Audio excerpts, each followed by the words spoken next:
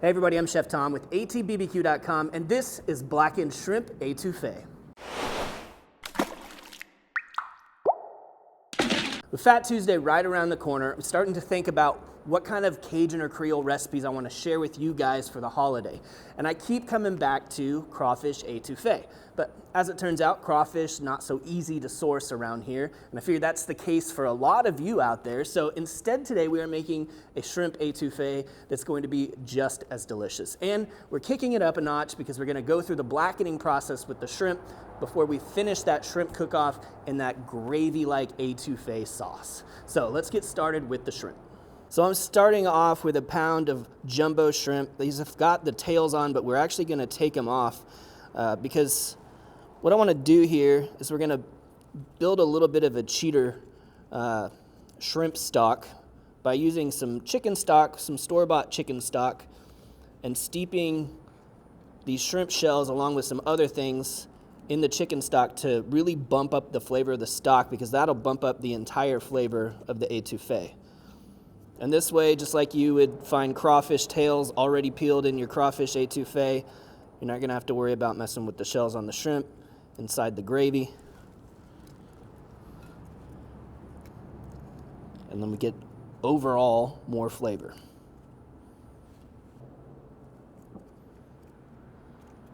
Now we're going to add to this a few sprigs of thyme and a bay leaf, and then about 3 cups of chicken stock.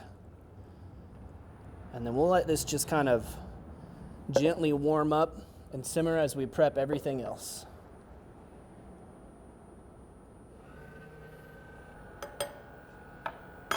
Next, I want to get these shrimp on the skewers. I'm going to thread them through the head end and the tail end. So the plan here is we get all our shrimp on skewers. We're going to hit them with a little butter and blackening seasoning. And then these are going to get a sear right on the cast iron, just enough to get the sear on the outside. They won't even be fully cooked when we take them off.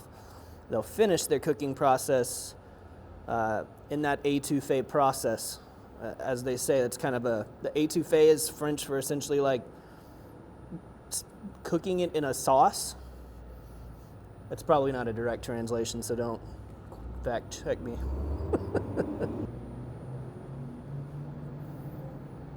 So I've melted a couple tablespoons of butter that we're going to brush on the surface of the tiniest jumbo shrimp I've ever bought. I guess that's what you get when you buy shrimp in Kansas and not next to the Gulf of Mexico. And now that we've got those coated with some butter, we're going to hit them with our Cattleman's Grill blackening seasoning.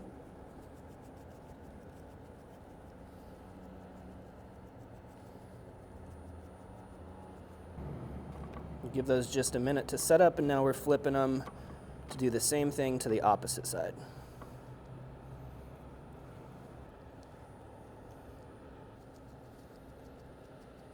So now we've got a little knife work to do.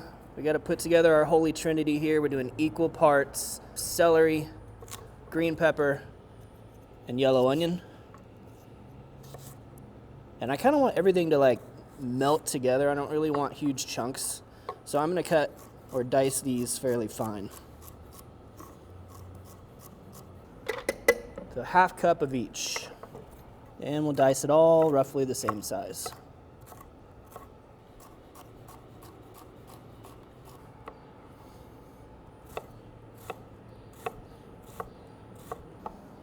Next, I want to mince up about 1 tablespoon of garlic. Finally here, just going to mince up some parsley leaves that'll finish off the étouffée.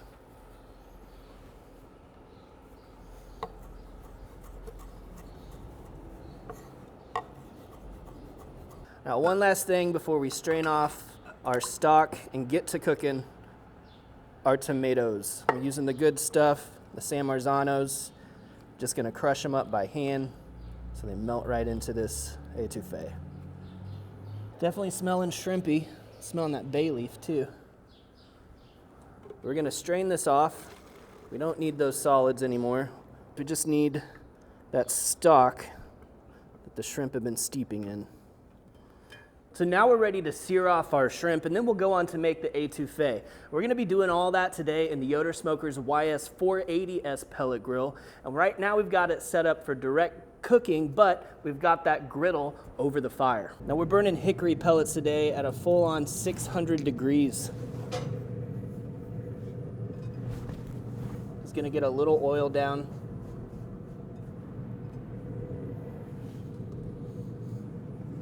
And the shrimp go right on the griddle. I want this to go as quick as possible. And just to help with that blackening, set this parchment here. We're gonna weight it down for just a sec. Now don't close the door or walk away or anything, because it's literally like 30 seconds aside. We're not trying to cook the shrimp through right now. We're just trying to get that blacken going on. And we're getting that through those milk solids that are kind of cooking real hot. Browning and blackening. Let's give it a little bit of pressure so we get full contact on the skillet or on the griddle.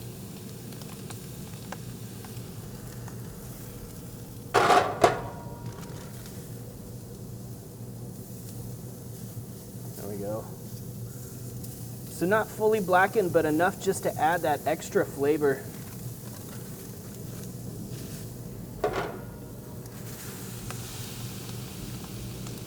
Probably a minute total of searing time. And we'll pop them right off. Now as we do this, I also want to add that skillet to preheat for the next 5 minutes or so as we start to build the etouffee. And we're going to turn this down to 475. So first thing we got to do is get a little bit of fat in the skillet. I'm going to do a tablespoon each of butter and chili infused oil. And then we'll get our holy Trinity down.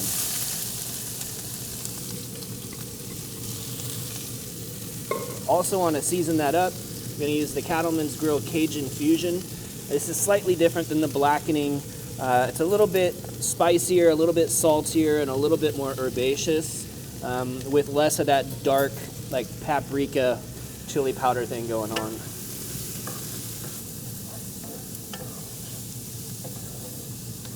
About 5 minutes here, everything's softened up. So next we're gonna throw in our garlic.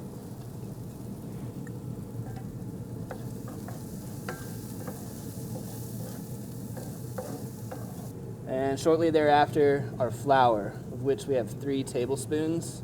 So this is gonna kind of create a roux to thicken the etouffee. This is not one of those dishes though, where you let the roux get super dark. Just a quick toast on the flour, and we'll move on to the tomatoes. I'm gonna grab 1 cup of our San Marzanos. The rest will go into a fridge for another project.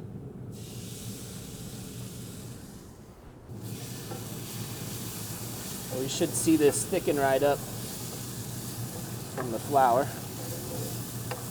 And as it does, we'll start adding that stock.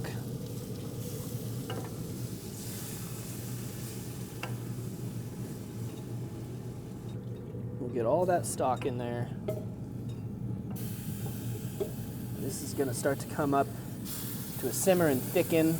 We've got a couple more flavors we want to add. The first of which, some hot sauce. We got the Cattleman's Grill Pit Fire. I'm going to do 2 tablespoons of that. It's not terribly spicy. It's got a great vinegar kick to it though. And then we'll get about 1.5 teaspoons of Worcestershire, the old Baron Burton's W sauce. Now we wait till it's thickened.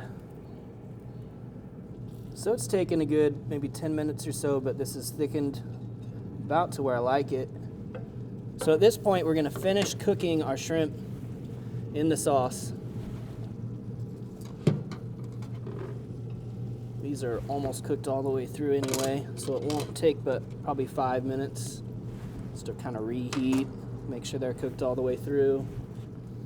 Also going to add 1/4 cup of parsley, and just a little bit of heavy cream, just to add to that richness.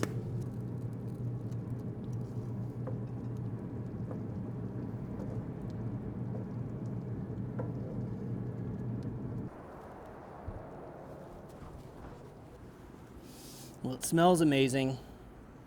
Got kind of that thin gravy consistency to it. I want to taste for salt before we actually plate this up.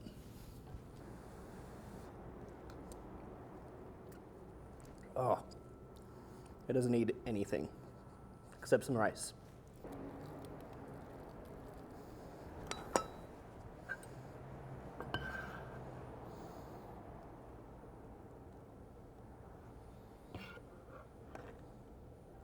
Just get it covered.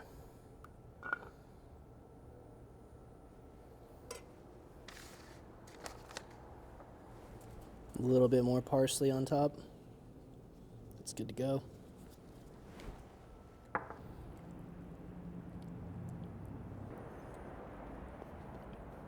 Oh man, it was so creamy, delicious. Got just the right amount of tang from the tomatoes, just the right amount of heat from the hot sauce and the Cajun seasoning, and then these wonderful little shrimp.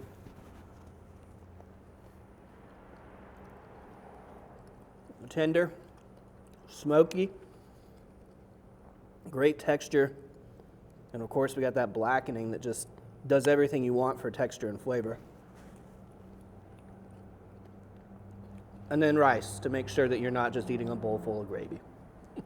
Well, thank you guys so much for watching. Be sure to check out atbbq.com for all the products featured in today's video. If you enjoyed the recipe, hit that subscribe button. And if you have any questions or comments, or there's anything you'd like to see me cook, let me know in the comment section down below, and let's be good to one another. For more recipes, tips, and techniques, head over to atbbq.com/thesauce. All things barbecue, where barbecue legends are made.